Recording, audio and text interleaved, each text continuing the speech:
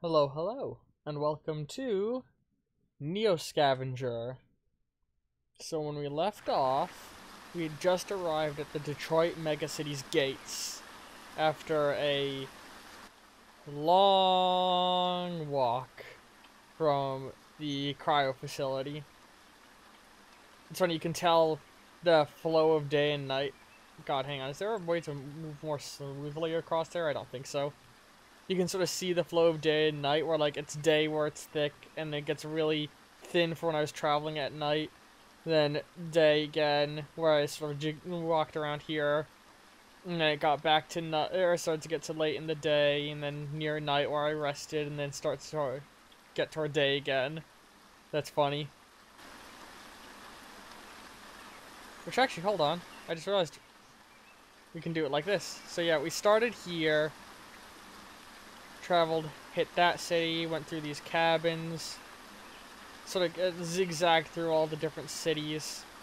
This is where we were, or right here is where we were blindly wandering at night looking for a place to rest. We eventually came up around to this area, I believe, which is where we rested and spent a lot of time running around. Oh man, I wish this game had a map editor, actually, that would be great. Made our way through these towns. And this is where we first explored the Black Swamp, and now we're here. Alright, so let's enter the Detroit Megacity gates. That looks so cool, actually. Ooh. Navigating the twisty maze of shacks and sorry, I thought I was about to sneeze. Shacks and tarp shelters. Detroit's massive walls stand as a constant backdrop to the east. Easily half a dozen stories high, and probably almost as thick as the city walls, are the impressive almost as thick as the city.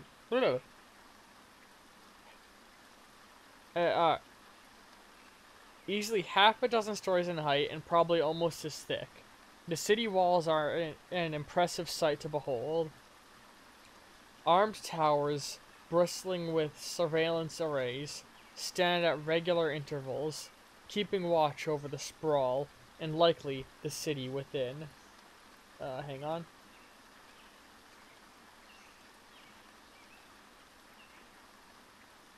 Okay, sorry, just doing something on the side. Before you, giant vid screens on the three gatehouses flash instructions about pass requirements and threat levels, as flocks of people stream into and out of the gates. You take your place in line on the right, and the others entering the city. You take your place in the line on the right with the others entering the city. God, I can't read today.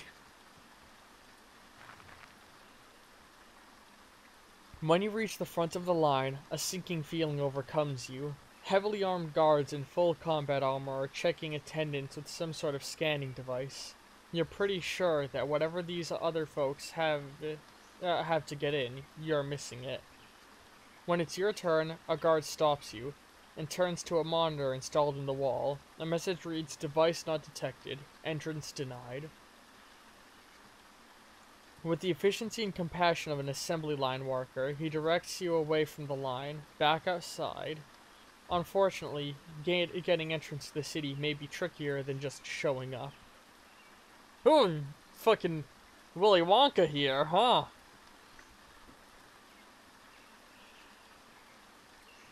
Back outside, you cross the muddy square and stop to survey the area. Where do you go now? Would anyone in the sprawl know about the cryo facility? You're startled when you notice a man has been watching you. He's wearing a long brown coat and matching hat, and is leaning on a walking stick. From this distance, you can almost see a glint in his eyes below the trilby's brim. Though, it's probably just your imagination. He is fucking Willy Wonka!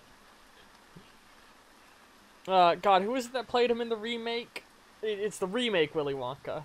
You know, the one that's fucking insane in a funny way rather than insane in a scary way. Hang on.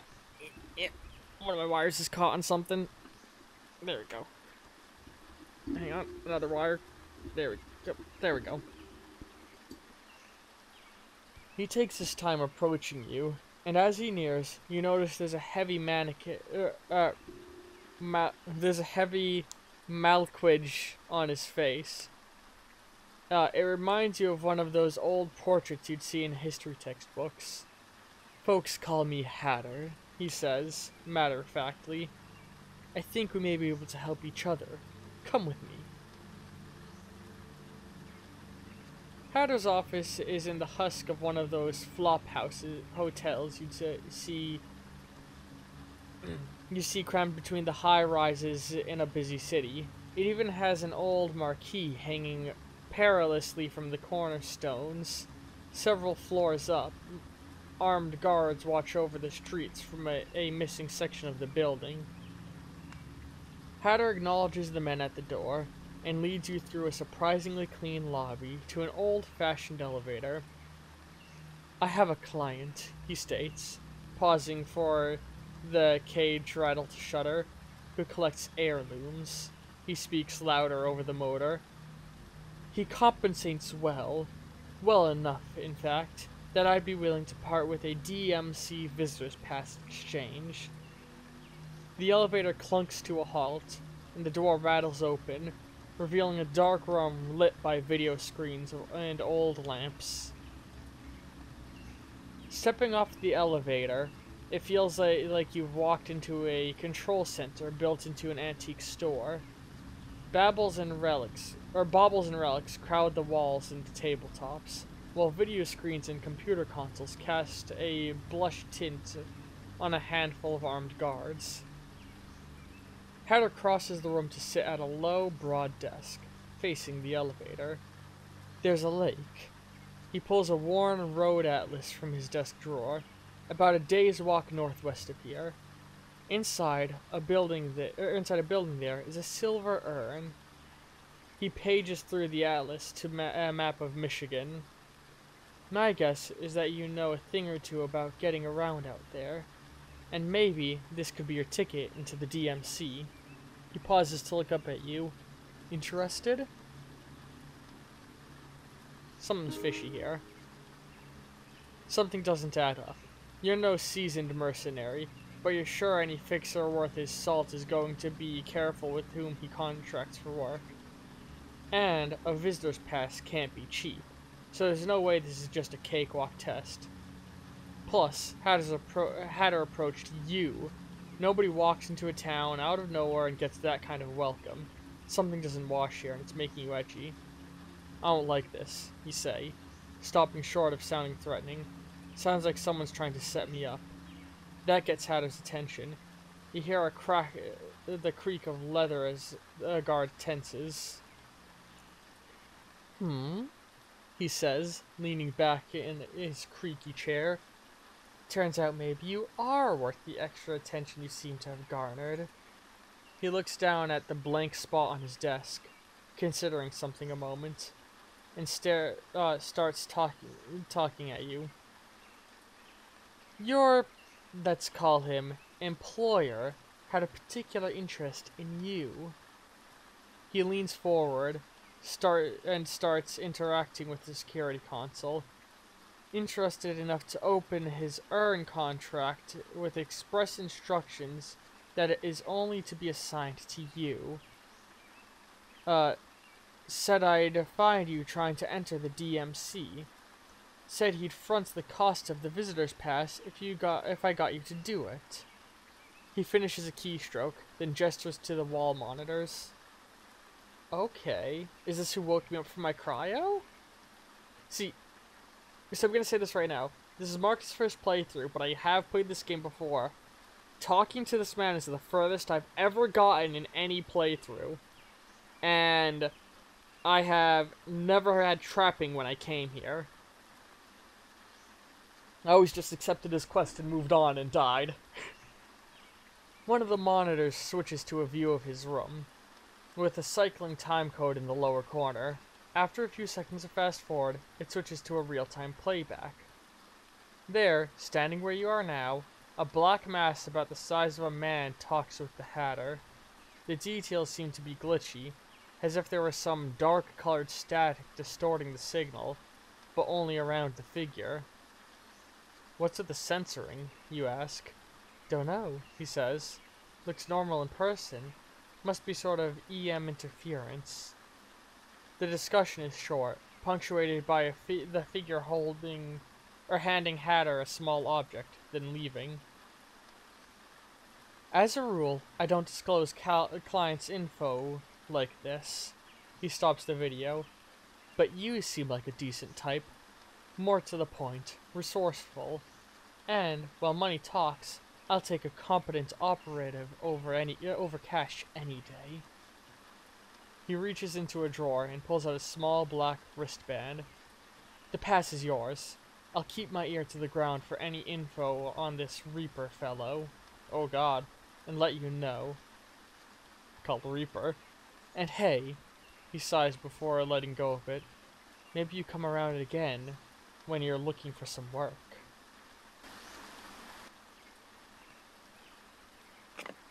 Okay. I got a pass.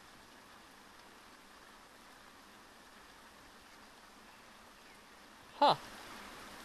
That was easy. I thought I'd have to go on a big old quest. Did he still mark the place on my map? No, he did not. Well, I guess let's enter the Detroit Megacity. Navigating the twisty maze of shacks and tarp shelters, Detroit, yeah, blah blah blah, we read that. At the front of the line, the guard monitors you closer. A moment of pregnant silence presents a satisfying chirp of and the monitor flashes. Visitor pass N6MAA10816 authorized. The guard ushers you forward, and you begin down a longish stretch of empty corridor lined with harsh xenon lights. God, hang on, xenon. That's like neon, but I learned about the different colored neons at one point, because we call them all neon lights, but neon is actually only when it's one color, I believe the red. It's like if you see a pink, blue, or green neon, that's actually different gases. I want to say xenon is either green or blue, but I could be wrong. Beyond the opening at the other end, you see throngs of activity and flicker of busy signage, eclipsed by passing people. Oh! What? Huh? Okay. Oh, that's fucking cool. What the fuck? It's like it's just become a different game.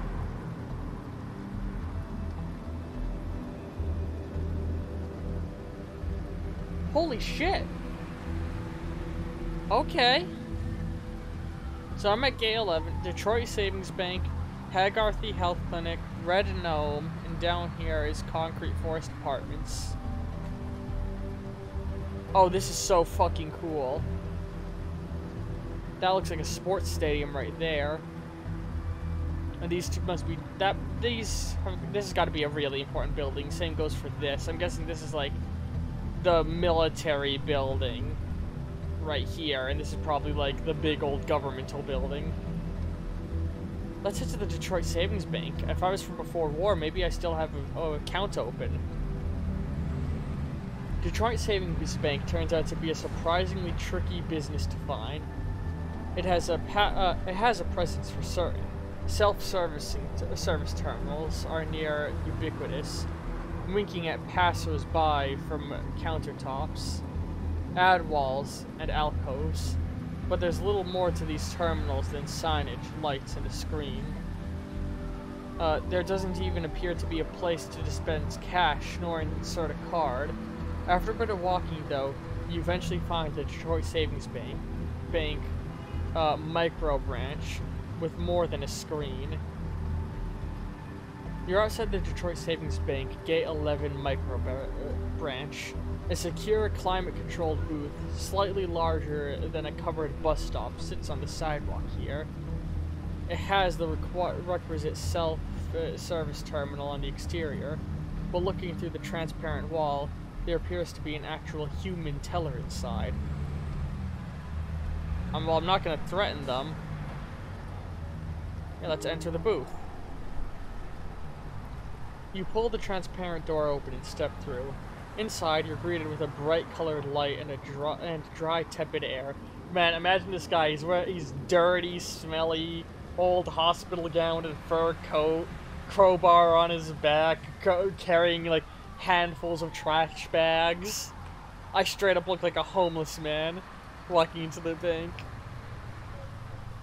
The teller, a presentable-looking young woman with strange brown hair, looks up from her terminal warmly. "Hello," she says.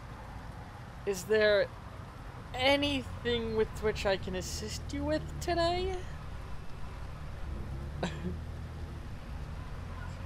Oh no. Pretend to be a mentally retarded patient. Oh no. What the? I don't want to do that. Ask about the Geiger's cryo facility account. That's awful. They can just pretend to be a mentally damaged person. You begin to explain your situation, starting with the cryo facility, your amnesia, and the clues you found to reach this point.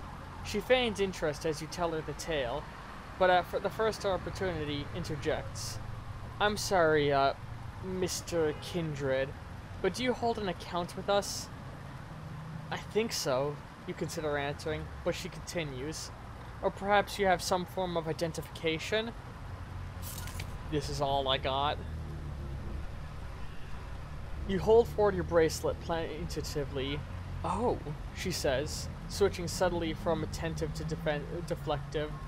"I'm afraid we can only service clients who presently hold an account with Detroit savings banks, or citizens of Detroit opening new accounts. However, you're still welcome to use our payment network at any participating vendor.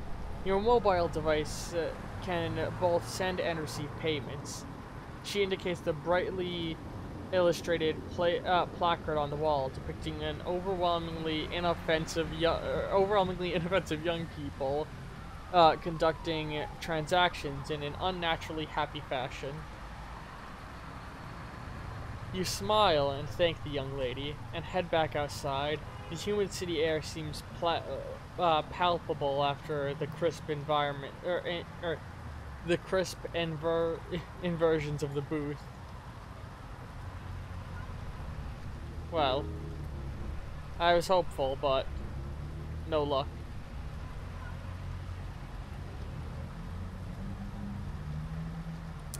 I mean, I'm healthy enough. I guess let's check out the health clinic. Hagerthy Health Clinic is a presently a pretty busy spot. Its I can use words. Its proximity to Gate 11 and its mercenary attitude towards clientele ensures that it has a steady stream of business from both inside the DMC and the sprawl. The Double H, as it's often called, offers a wide spectrum of health services. Those include diagnostics, cleaning and dressing of wounds, therapeutics, including nanorobotic suspension treatment, and prescription drugs. There's also an on-site augmentation clinic. Augmentation clinic? Where patients can elect for prosthetic enhancements. These highly desirable services may require special permits, in addition to the significant price tags. This has just become a completely different game. What the fuck? Let's go in. Inside the lobby looks a lot like any other clinic. There are banks of attached seats covering most of the floor, and counters for both receiving patients and dispensing pharmaceuticals. Dominating the right wall near the hallway is an elevator bank, the hallway near the hallway and elevator bank is an LED sign displaying the currently served customer. Letters and number combinations update at random intervals as nurses escort patients to and from the room. You head over to the counter and get your waiting number. It isn't long before the LED lotto calls your number, and you're led away for a consultation. What services do you require today? Uh...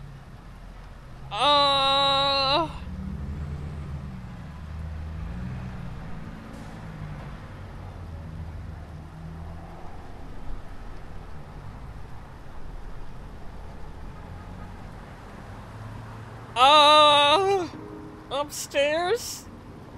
Haggerty, I'm imagining my character just walking around like eyes, like he's got long, knotted, messy hair, scraggly beard, and he's just wide-eyed looking around like, whoa, whoa, whoa. Upstairs.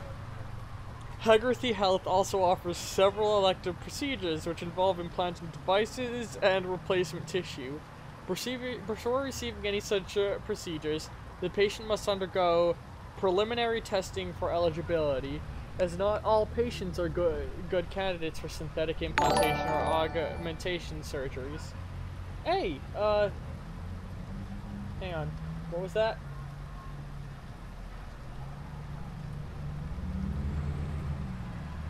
Thank you, Atomic Squid, for hosting me. Is that what that was? Hold on. My stream deck's being funky. Yeah, thank you for hosting me, Atomic Squid. That's my buddy from the Gas Network. Link in the link below in the description on YouTube to join and watch all channels of people from the Games and Such network. Also, there's a link on the fucking Twitch channel somewhere where links go on Twitch. I forget. Some procedures will require additional testing, and in some cases, special permits or authorization. Oh god. Artificial eye telescope upgrade. Artificial eye night vision upgrade. Artificial eye replacement. And eye surgery. Okay, goodbye. I'm scared. Red Gnome is the next closest place. Ooh. This feels very fucking, oh god, what is that fucking famous, something runner? What is the name of that famous movie? Blade Runner. God, I can't believe I blanked on the name of Blade Runner. The Red Gnome is an exception to an already exceptional city. Situated in a busy corner in Gate 11's Neon Alley, a single stray streamlined diner defies the densely packed high-rise and elevated roads around it.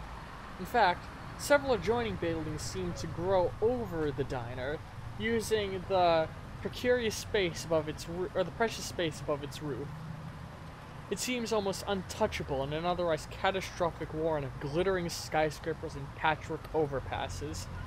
I feel safe here. Even before entering, you get a sense that there's something unusual about the place. For one thing, despite the prodigious amounts of tagging on every surface the diner is, I can use words. For one thing, despite the prodigious amount of tagging on every surface, the diner is left untouched. God, I can't read. As if those around here know better than to try. However, that ominous thought doesn't seem to deter anyone's hunger. A line snakes out from the takeout window under a sign boasting "Real soul food, real meat." Let's enter the Red Gnome. Pushing through the stainless steel door, a rush of warm, greasy air. You know, I never really thought about the fact that there's a money counter in the left until now. There's a rush of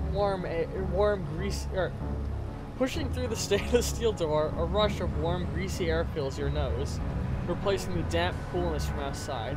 Your stomach irps almost instantly in anticipation of whatever you smell on the grill. The decor is somewhat less inviting, however. Ooh, the game's getting loud, huh? Hold on. I don't want to be drowned out by the game's audio.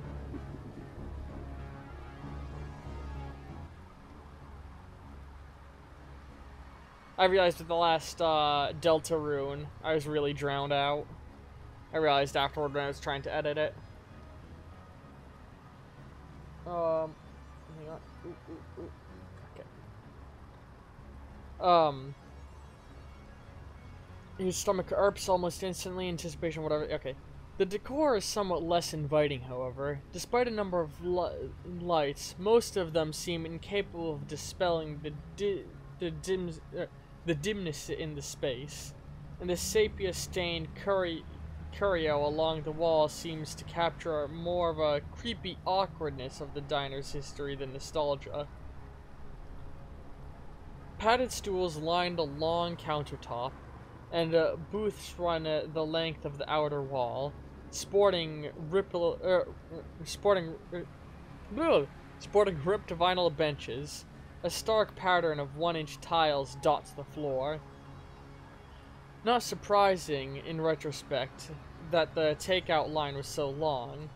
Still, an open seat and a warm meal are promised land compared to eating condensed soup in the rain. You shove your stuff into an empty booth and start to paging through the laminated menu. And I can't afford any of it. Goodbye. Well, the only place left for me to go is here. Concrete Forest Apartments. Arriving at Concrete Forest Apartments, you immediately see the resemblance. Tower structures stand at regular intervals, like giant artificial trees. Crisscrossing laundry lines, string lights, and Contra Code balcony modifications complete the illustration.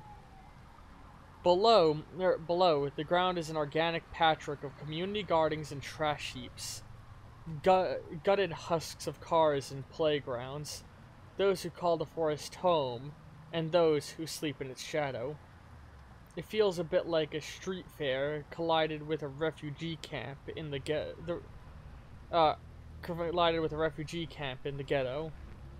You step into the block and start looking around.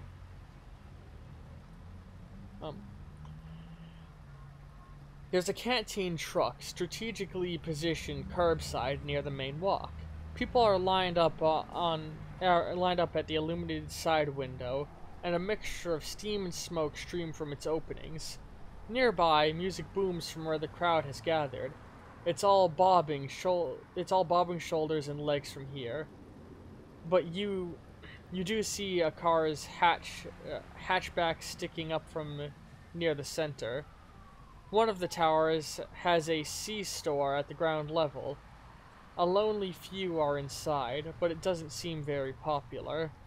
And there's the ubiquitous knockoff vendors barking at passerbys. Huh. Let's look at the crowd. The sidewalk is vibrating with it. Hold on. Something's clicking. The fan in my room was making a sound. I was just fixing it.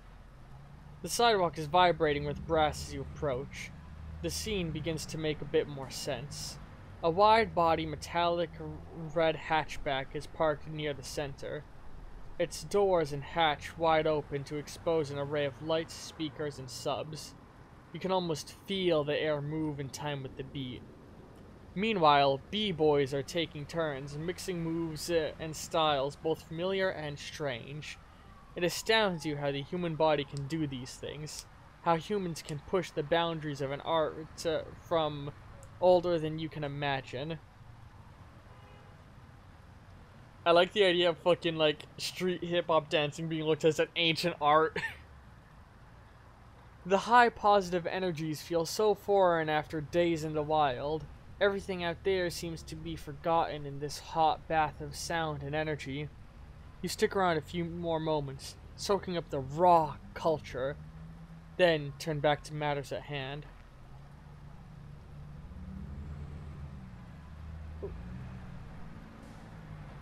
Hey, Atomic Squid. Yeah, I saw you were hosting me. Thanks for doing that. Ooh. Have fun at work.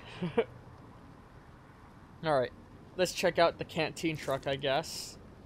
Actually, no, let's go into the C-store first. In major towers like this, you'll often find a convenience store on ground level, like what one would find at a gas station. It's filled with things that work in emergencies, but nothing for which you'd dedicate a visit. The cramped space is filled with bottled drinks, junk foods, and over-the-counter drugs, and impulse buys. Let's start shopping, I guess. Ooh. Pick up items to purchase them. You cannot sell items here, however. Oh my. Creamy crumb cans of soup. Oh my goodness. Ugh. If only. Even the plastic bags cost money? Come on. Well, we can't buy anything, sadly. Let's head out. Let's look at the canteen truck. As you get closer, you smell fried food and catch an unfamiliar savory scent. Spicy, but also sweet, and a bit artificial. No menu, though. Folks here must be regulars. Just line up a few words, then pay and go.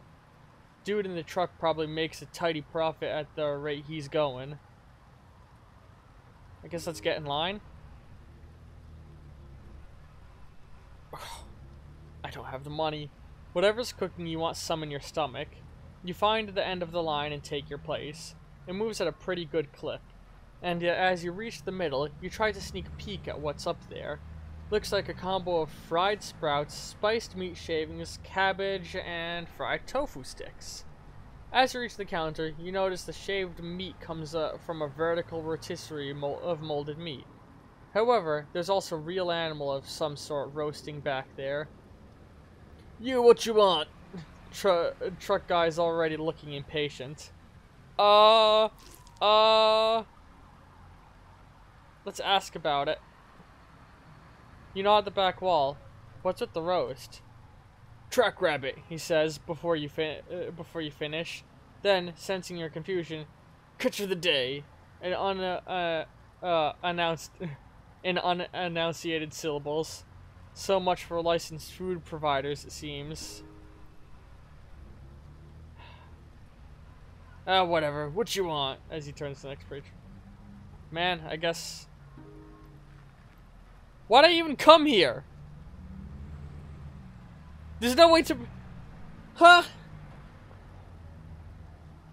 I guess we'll have to go back outside and look for work.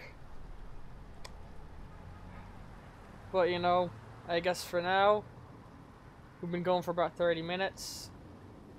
That's it for Neo Scavenger. Until next week. I hope you've all been enjoying this. This should be going up on the same day as some of Tracks, which I'm adoring playing. So when you're done watching this, go check that out. And if you want to see more Neo Scavenger, come back next week on YouTube.